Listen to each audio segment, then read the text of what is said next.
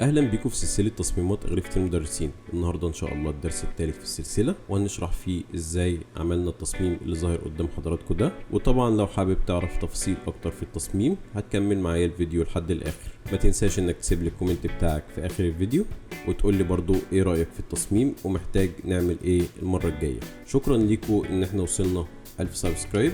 شكرا لدعمكم، شكرا لكل واحد كتب لي كلمه حلوه. مش طول عليك برضو في المقدمه، يلا بينا نخش على الشرح على طول.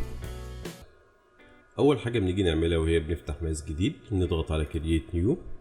بعد كده بنخلي المقاس بتاعنا بالسنتيمتر، وبنخلي الورقه هنا عرضها 43 في ارتفاع 30. الريزولوشن بتاعنا بنخليه على 300. الكالر مود بنعمله CMYK. بعد كده نضغط على كرييت. دلوقتي هنيجي نعمل الميرجن او الحدود نفسها بتاعت الورقه. هنعملها ازاي؟ هنخش هنا على قائمه فيو، نختار نيو جايد لاي اوت. تمام، هنشيل هنا الرول لو متعلم عليها صح، ونكتب هنا 1.5 cm اللي هو سنتيمتر، ونعلم عليها كده بالماوس كنترول سي كنترول في كنترول في كنترول في كنترول في. بعد كده نضغط على اوكي. تمام، هنفتح المسطره بتاعتنا عشان نقسم الورقه. نضغط على كنترول ار عشان نفتحها او نقفلها، ونيجي هنا عند الموف تول ونشد خط كده لحد ما يوقف معانا. بعد كده برضو هنسحب خط تاني. كده احنا خلصنا من الميرجن او الجايدز بتاعتنا اللي هنشتغل عليها في التصميم. نيجي دلوقتي نحط الخلفيه بتاعتنا. هنفتح هنا البلو بلاك جراوند دي. تمام، هتجيلنا بالشكل ده، هنسحبها للتصميم بتاعنا. نبدأ دلوقتي نحط الأرضية بتاعتنا. هنسحب أول تكتشر معانا ونحطه كده. هنبدأ نصغره حاجة بسيطة، Alt Shift نسحب جنب التاني، كنترول كي كليك يمين فليب هوريزونتال. هنعلم على أول واحدة وتاني واحدة. بعد كده نضغط على كنترول إي عشان نعمل لهم ميرج. بعد كده نعمل لها بلندنج مود سوفت لايت. هنقلل في حاجة مثلا بسيطة مثلا كده. تمام، هنيجي نجيب تاني ماتريال اللي هي دي. بعد كده هنصغرها برضو حاجة بسيطة بالشكل ده. تمام، Alt Shift نسحب برضو منها الجنب التاني، كليك يمين كنترول تي. بعد كده كليك يمين فليب هوريزونتال. تمام، هنعلم برضو عليهم هما الاتنين ونعمل لهم ميرج عن طريق نضغط على كنترول اي. نيجي نعمل لها هنا ملتبلاي. تمام، بعد كده هنعمل هنا ماسك ونجيب هنا الجريدينت بتاعنا ونخليه اللون الاسود ده. نسحب هنا حاجة بسيطة. نيجي نجيب الماتيريال التالتة دي هنحطها بالمنظر ده، كليك يمين ونختار تالت واحدة دي، شيفت واصغر واحطها مثلا في التصميم معايا بالشكل ده، كنترول يو عشان نخش في الهيو انستريشن. بعد كده اسحب منها الالوان خالص، انا عايزها ابيض واسود. بعد كده نضغط على اوكي. بعد كده هاجي اعمل هنا ماسك. بعد كده نجيب برضو الجريدينت بتاعنا، شيفت واسحب مثلا حاجة بسيطة من هنا واسحب حاجة بسيطة من هنا. بعد كده اعمل لها بلندنج مود ملتبلاي. تمام، ممكن اكبرها شوية كنترول تي ونسحب حاجة بسيطة كده. برضو ناخد منها نسخة الجنب التاني، Alt Shift ونسحب كنترول تي كليك يمين فليب هوريزونتال. تمام، هتبقى معانا بالمنظر ده. ممكن نعمل لهم ميرج بعدها ونرجعه تاني هنا ايه ملتبلاي. تمام، هنيجي نضيف برضو الماتيريال برضو بتاعت الورقة دي، شيفت والفها. تمام، ممكن نصغرها شوية كده واديها هنا كولر بيرن مثلا. اسحب منها نسخة الجنب التاني، كنترول تي كليك يمين فليب هوريزونتال. تمام، ممكن برضو اجي اعمل هنا اغمق الجوانب شوية بتاعت الكفر. اعملها ازاي؟ اتاكد هنا واقف على الابيض، اتاكد هنا اللي عندي بالابيض واسود. تمام، واعمل هنا اول لون معايا الاسود. بعد كده اختار جريدينت. بعد كده اختار هنا راديال. بعد كده اعكس اللون بتاعي. بعد كده مثلا نخليها هنا 220 مثلا او 250 250. تمام، بعد كده ممكن نديها هنا ملتبلاي ونقلل الفيل حاجة بسيطة. بعد كده اعلم على اخر واحدة واول واحدة، بعد كده اضغط على كنترول جي عشان نعملهم كلهم في جروب. بعد كده نسميه هنا باك جراوند. هنيجي دلوقتي نضيف الشكل ده تمام للتصميم بتاعنا. هنيجي بره كده نسحب شكل المانديلا ده تمام ونحطه هنا في تصميم بالمنظر ده. بعد كده هنجيب هنا الريكتانجل تول تمام واسحب مقاس بالشكل ده.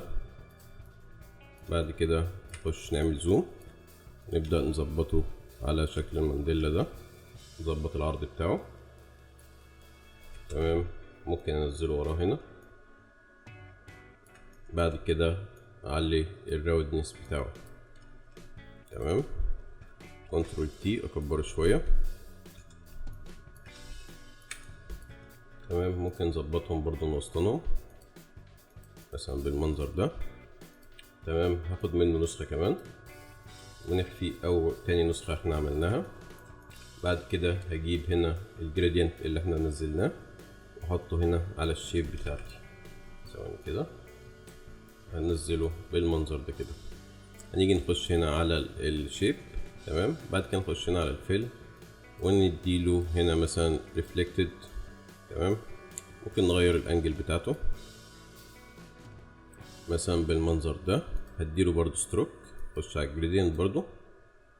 بعد كده هديله نفس اللون بتاعي واخلي الستروك هنا 10 مثلا تمام. هاجي هنا برضو اديله هنا ريفلكتد تمام. ممكن نغير برضو في شكل الايه ريفلكت تمام. ده كده خلصنا من اول شكل. نيجي برضو للشكل التاني. الشكل التاني هشيل من عليه الفيل واديله ستروك. قبل ما اديله ستروك هضيف هنا الالوان الكروم عندي تمام. هنضغط عليها دبل كليك ينزل لنا هنا تمام. اجي هنا اخش على الجريدينت. بعد كده اختار اي لون من الالوان بتاعت الكروم تمام. ممكن هنا اخليه مثلا 6. بعد كده كنترول تي عشان نخش في ترانسفورم ونصغر حاجة بسيطة بالشكل ده تمام. ممكن بعدها هنا اعمل لاير جديدة تمام. بعد كده اجي هنا على السلكت بتاعي واعمل مثلا مستطيل بالشكل ده. اجي بعدها هنا على اداة الجريدينت واخد اللون مثلا الاسود ده واسحب اي لون من الباك جراوند او من الشكل ده تمام. بعد كده اشد هنا حاجة بسيطة. بعد كده ممكن ننزل بيها حاجة بسيطة تحت كده تمام. كده خلصنا يعتبر من الشكل الشيب ده. هنضيف اللوجو بتاعنا، هنصغره شوية واحنا ضاغطين على الشيفت. بعد كده نحط فوق شكل المانديلا بالمنظر ده كده تمام. ممكن اديله هنا الجريدينت ده او ممكن نعملها هنا افكت، يعني انا افضل اعملها هنا افكت افضل تمام. مثلا بالمنظر ده كنترول تي هلفه شويه حاجه بسيطه يبقى مثلا معايا بالمنظر ده. طيب عايزين نعمل شكل الريفلكت ده او الشكل اللي هو اللمعه دي اللي على اللوجو، نعملها ازاي؟ نيجي عند الشيب ونختار اليبس تول اللي هي الدايره، شيفت واسحب تمام. انا هنزل هنا شويه الاوبستي عشان اعرف ايه اظبطه على شكل الدايره تمام. بعد كده كنترول تي واكبره شويه حاجه بسيطه مثلا كده. بعد كده هاخد منه نسخه كمان ونخفي اول واحد ونخلي تاني واحد ده مثلا باللون الابيض. ممكن هنا نخش نعمل كنترول تي ونبدا نظبط شكله مثلا بالمنظر ده تمام. هنقف على التاني لاير اللي هي بالابيض ونختار ونضغط على كنترول ونختار اللاير الاولى اللي هي الدايره اللي احنا خفيناها عشان ناخد السلكت بتاعها. بعد كده هنعمل ماسك تمام. هتجيلنا بالشكل ده. ممكن هنا انزل الاوبستي شويه برضو تمام. عايزين دلوقتي نعمل الشكل بتاع كلمة في. هنعملها ازاي؟ هنجيب هنا برضو الريكتانجل تول. تمام. بعد كده هنسحب بالشكل ده كده ونزود الراوندنس بتاعنا على الاخر. هنحطها مثلا في التصميم بالمنظر ده ونحطها تحت شكل المانديلا اللي احنا حاطين عليها اللوجو. تمام. برضو هجيب هنا دايرة، نقف على هنجيبها من الإليبس تول ونسحب، نضغط على شيفت ونسحب عشان نعمل دايرة بأبعاد مظبوطة. ممكن هنا اجي اختار الشكل اللي هو الريكتانجل اللي احنا عاملينه مع الدايرة اللي احنا عاملينها وابدأ اظبطهم بالشكل ده. ممكن انزلها هنا حاجة بسيطة. بعد كده هاخد اي درجة من درجات المانديلا او الرسمة اللي فوق، ممكن اديهم هنا اللينك بحيث ان انا احركهم مع بعض. تمام. ونحطها مثلا في التصميم بالمنظر ده. تمام. ممكن هنا برضو شكل المانديلا نديها هنا شادو.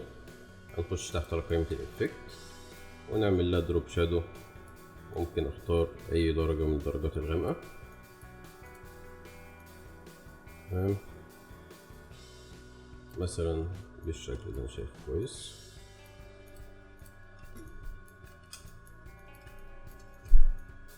تمام. هنجيب دلوقتي كلمة اللغة العربية.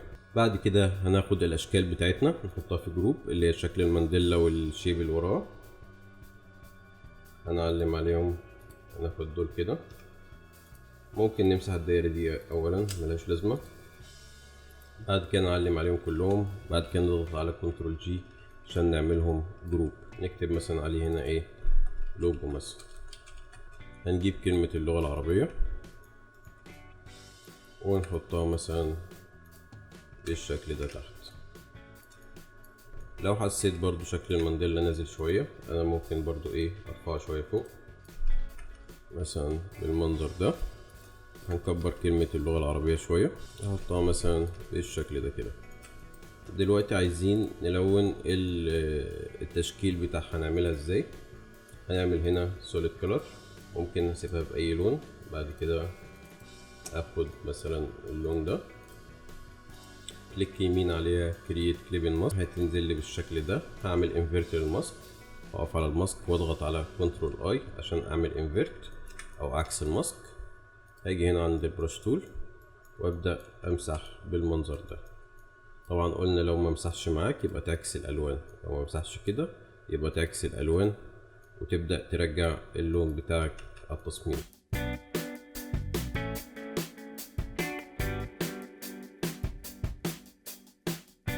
كده احنا لوناها كلها. نعملها في جروب.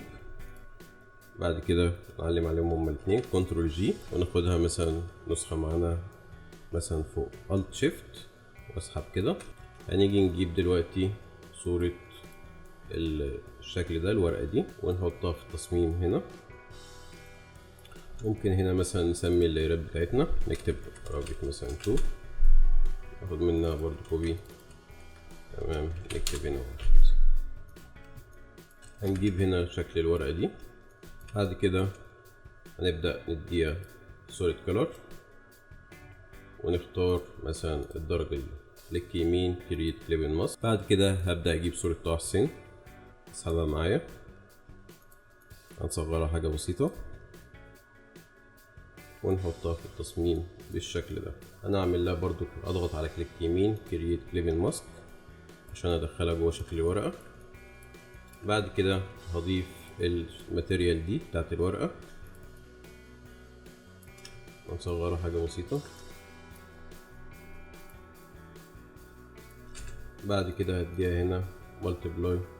بعد كده اضغط كليك يمين كرييت كليبن ماسك. هنجيب برضو الماتيريال دي، انا جبتها عشان تحس ان ايه الصورة مثلا يبقى فيها تفصيل اكتر وتبان ان هي مثلا قديمة يعني وكده.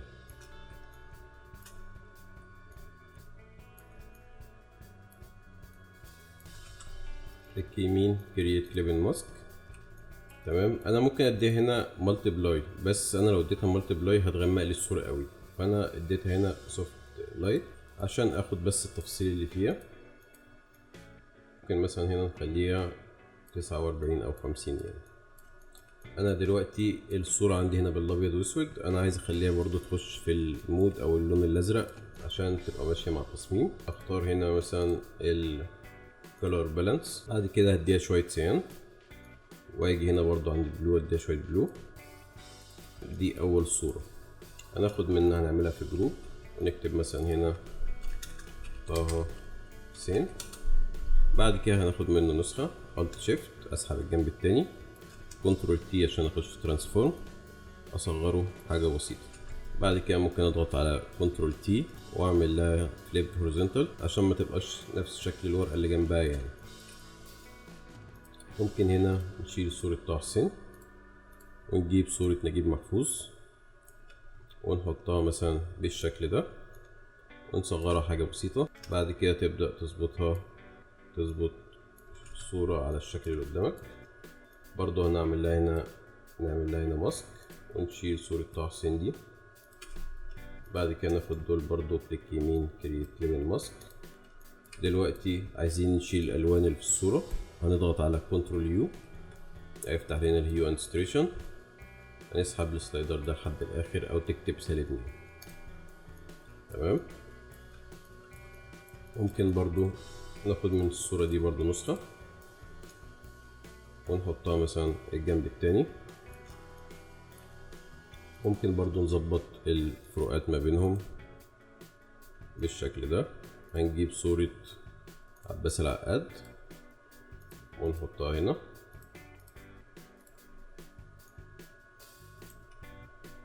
الت شيفت نبدأ نصغر عشان نحافظ على الأبعاد بتاعتنا ونحطها مثلا في التصميم بالشكل ده. هنزلها هنا. بعد كده نشيل صورة نجيب محفوظ ونعمل دول كرييت كليبين ماسك، وبرضو هنضغط على كنترول يو على الصورة بتاعت عباس العقاد عشان نشيل منها الألوان. هتبقى معنا الصورة بالشكل ده. هنيجي دلوقتي نعمل اللاي اوت اللي تحت اللي احنا عاملينه ده اللي هو الشكل المستطيل ده. هنعملها ازاي؟ هنيجي هنا نعمل ريكتانجل تول ونسحب مثلا بالمنظر ده كده. ممكن نكبره حاجة بسيطة بالشكل ده. بصوا انا يعني اوريكم هعمل ايه. برضو انا ممكن اسميه هنا 1 واخد منه نسخة كمان واكتب عليها 2، خلي 2 تحت. ادي 1 مثلا دلوقتي اي لون، او ممكن نديله الجريدينت بتاعنا. هديله الجريدينت التاني اللي احنا لسه مشتغلناش بيه، وده برضو هديله جريدينت تاني. هناخد 2 نضغط على كنترول تي هنكبره حاجة بسيطة. بعد كده اسحب عليه الجريدينت بالمنظر ده. بعد كده هنا اعكس الجريدينت بتاعي بحيث ان انا اخلي الغامق فوق والفاتح تحت يبقى عكس معايا، يبقى عكس الجريدينت بتاع الشيب اللي هو رقم 1. ممكن هنا بعد كده نحاول نظبطهم شوية كده. بعد كده نحطهم في جروب كنترول جي ناخد منه نسخة الجنب التاني. بعد كده هاخد منه برضو نسخة كمان كنترول جي. بعد كده نصغر ده حاجة بسيطة، هنضغط على الالت ونبدأ نصغر بالشكل ده. هنيجي هنا هنقربه من الجنب ده وننزل الجروب التاني اللي هو على اليمين، هننزله حاجة بسيطة ونقربه شوية مثلا. نيجي هنا نقربه مثلا لحد ما نوصل هنا. هنيجي عند الجروب الأولاني نضغط على كنترول تي. بعد كده نختار ديستورت. ممكن اظبطه بقى بالمنظر ده عشان يدينا زي ما انا عامل التصميم كده. يعتبر احنا خلصنا اللاي اوت بتاعنا. نبدأ نجيب برضو انا كنت عامل هنا حاطط صورة الجامع ورا هنا. هنعملها ازاي؟ هنيجي هنا في الباك جراوند. تمام. بعد كده هنسحب صورة الجامع ونحطها في التصميم بالشكل ده. هنصغرها شوية واحنا ضاغطين على الشيفت. بعد كده هضغط على كنترول يو عشان اشيل الالوان منها. بعد كده هديها هنا سوفت لايت او مالتيبلاي يعني. خليها سوفت لايت اكتر. بعد كده هاجي اعمل لها هنا ماسك واسحب بالشكل ده. طبعا انا هنا غلطت، هنشيل الماسك بتاعنا ونيجي هنا نختار الابيض نخليه هنا بالاسود. بعد كده نبدأ نسحب الماسك كده،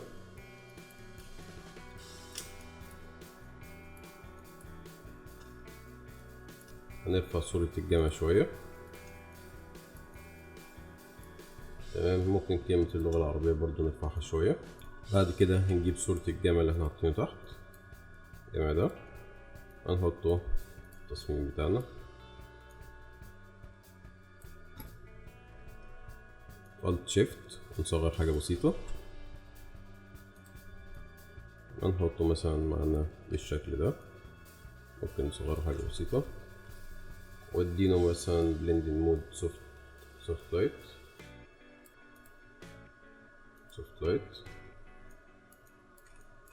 هنيجي دلوقتي نكتب الكلام بتاعنا او التكست بتاعنا. هاخد هنا الاسم ده، كنترول سي، نخش على فوتوشوب، نعمل هنا تكست، كنترول في. بعد كده احنا كنا شغالين بفونت اسمه الحضري، تمام. اقف هنا على التكست بتاعي، كنترول اي عشان اعلم عليه كله. بعد كده هديله الفونت ده بتاعي. هاخد هنا الاسم، هنحطه هنا في التصميم بالشكل ده. ممكن هنا اديله اللون الابيض، اكبره حاجة بسيطة. ممكن هنا هناخد الاشكال دي. طيب طبعا انا سايبها لكم يعني كده كده.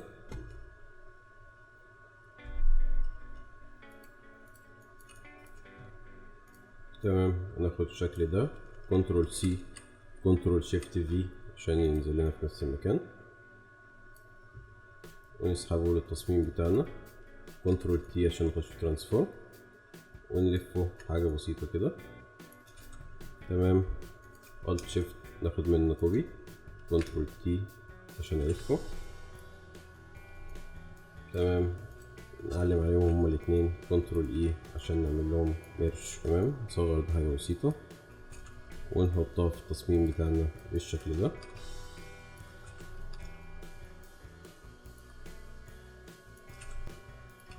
ممكن هنا اطلع كلمة اللغة العربية شوية فوق.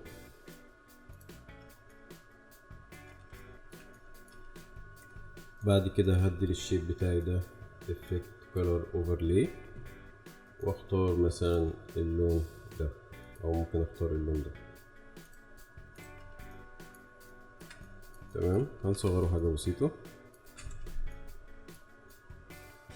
هناخد نسخة من اسم استاذ محمد. تمام، هنقف على اللاير نفسها، Alt ونسحب، ونكتب هنا مثلا اعداد الأستاذ. بعد كده هنحطها فوق الشيب اللي احنا لسه عاملينه، هنصغرها حاجة بسيطة بالشكل ده. تمام، ممكن تعمل لها هنا شادو. طبعا يعني انت بتاخد وقتك في التصميم، انا عشان ما اطولش عليكم الفيديو. دروب شادو، ممكن تعملها دروب شادو يعني مثلا نتقله شوية. تمام، ونعملها مثلا ستروك، وناخد مثلا من الدرجة دي ونصغره مثلا حاجة بسيطة. تمام، اعداد الأستاذ ممكن نكبرها شوية. بعد كده هصغرهم كلهم مع بعض، هتبقى مثلا معايا بالشكل ده. تمام، هنيجي نكتب الأرقام.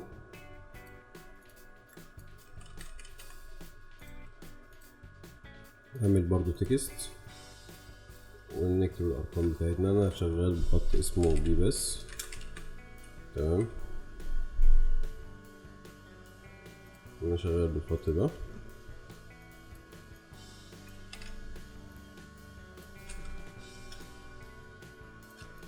تمام، هنجيب شكل برضو علامة الأيقونة بتاعت التليفون ونسحبها مثلا معانا في التصميم بالشكل ده. بعد كده ممكن هنا مثلا نديها اي لون، يعني ممكن مثلا نديها اللون الازرق الفاتح ده.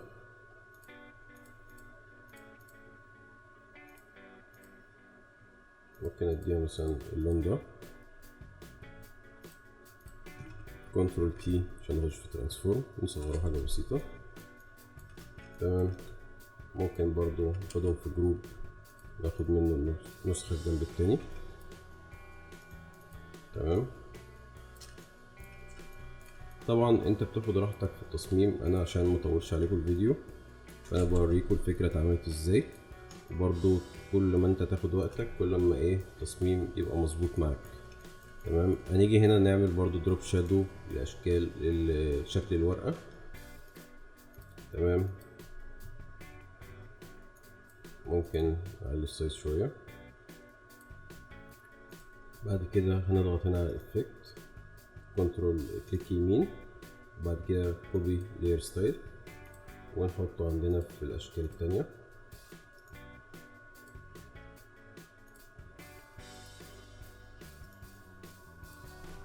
تمام. هنيجي نجيب هنا الشكل بتاع اللينس فلير اللي هو ده، ونطلع فوق كده خالص، نحط فوق الصور.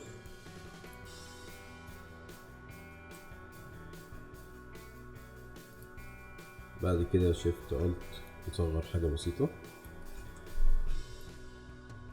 تمام. كنترول تي عشان نخش في ترانسفورم نصغره مثلا بالشكل ده. هتبدأ بقى توزعهم في التصميم. تمام. طبعا عشان نشيل الابيض ده نضغط على كنترول ال ونبدأ نجيب الليفل كده شوية بحيث ان هو يشيل الابيض ده معانا. تمام. ممكن برضو هنا اعمل له ماسك، شيل الحاجات الزيادة دي. بعد كده ابدأ احط في التصميم بالشكل ده.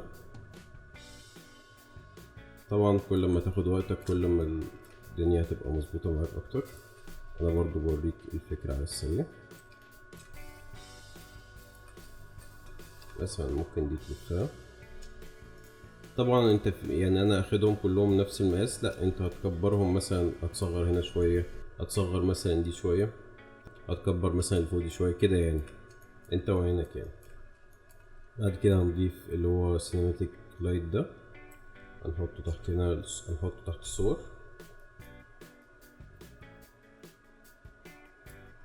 وهنحطه مثلا بالمنظر ده.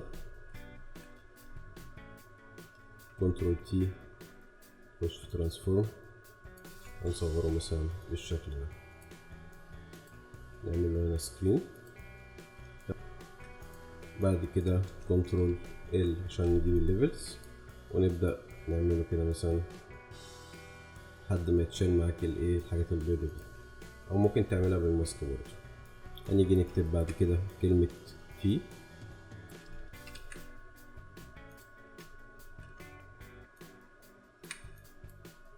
كنترول تي عشان نخش في ترانسفورم هنصغرها مثلا بالشكل ده. دلوقتي بعد ما خلصنا التصميم بتاعنا عايزين دلوقتي نحطه على الموك اب عشان نبعته للعميل. هنيجي هنا عند اخر لاير. تمام. نضغط على كنترول الت شيفت اي عشان نعمل لهم ميرج. بعد كده هنيجي على الموك اب بتاعنا ونفتح مثلا وجه الغلاف. هسحب هنا التصميم بتاعي على الوش بتاع الغلاف. كنترول تي عشان اخش في ترانسفورم، اصغره مثلا حاجة بسيطة بالشكل ده. وهنعكس هنا، هنعمل له هنا فليب عشان اللي يظبط معانا على الكفر. هنعملها ازاي؟ كنترول تي فليب هوريزونتال ونحطه بالشكل ده. هناخد منه نسخة عشان نحطها برضو في الجنب التاني. كنترول سي، بعد كده كنترول اس عشان نسيف، بعد كده كنترول دبليو عشان نقفل. هنيجي دلوقتي نحط برضو التصميم بتاعنا على الظهر. كنترول في، كنترول اس عشان نسيف، كنترول دبليو عشان نقفلها. نعمل برضو نفس الموضوع ده في الكعب. كنترول في عشان نعمل بيست. بعد كده بتحط الكعب بتاعك بالشكل ده. كده يعتبر الملف جاهز او الشغل جاهز انك تبدأ تعرضه للعميل. وبكده نكون وصلنا لحد نهاية التصميم. شكرا ليك انك كملت الفيديو لحد الاخر، وما تنساش انك تسيب لي الكومنت بتاعك برأيك في التصميم ومحتاج ايه ننزله المرة الجاية. شكرا ليك جدا، وما تنساش انك تعمل لي لايك وسبسكرايب، وهستناكم في فيديو جديد ان شاء الله. كان معكم مازن مكاوي، سلام.